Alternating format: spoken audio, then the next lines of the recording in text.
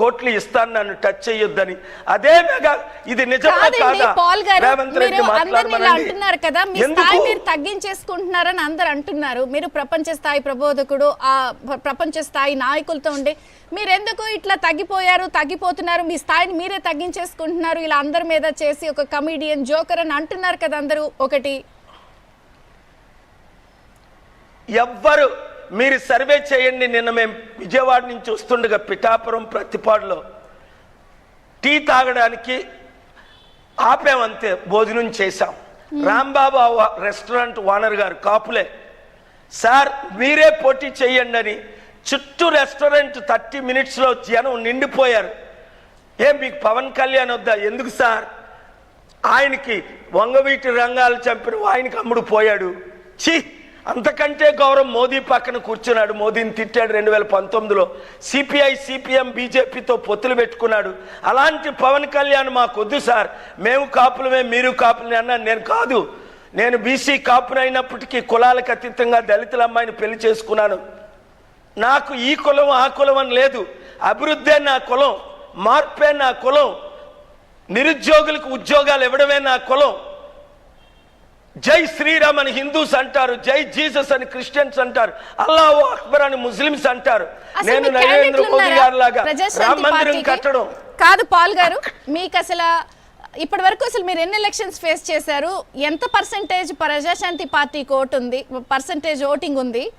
అసలు మీకు 175 క్యాండిడేట్లు ఉన్నారా? పొత్తు ఎవరితో పెట్టుకుంటారా, సింగిల్కి వెళ్తారా?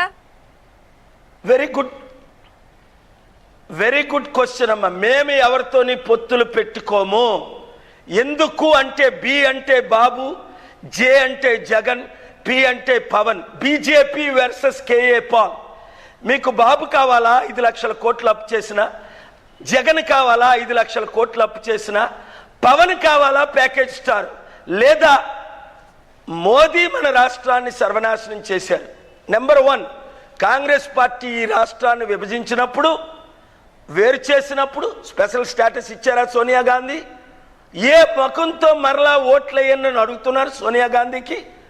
స్టీల్ ప్లాంట్ 54,000 కోట్లు మనం రుణంగా కాంగ్రెస్ పార్టీ అధికారంలో ఉన్నప్పుడు చెల్లించాం. 50 సంవత్సరాలు కాంగ్రెస్ గవర్నమెంట్ మనకి ఇచ్చింది 5,000 కోట్లు మాత్రమే.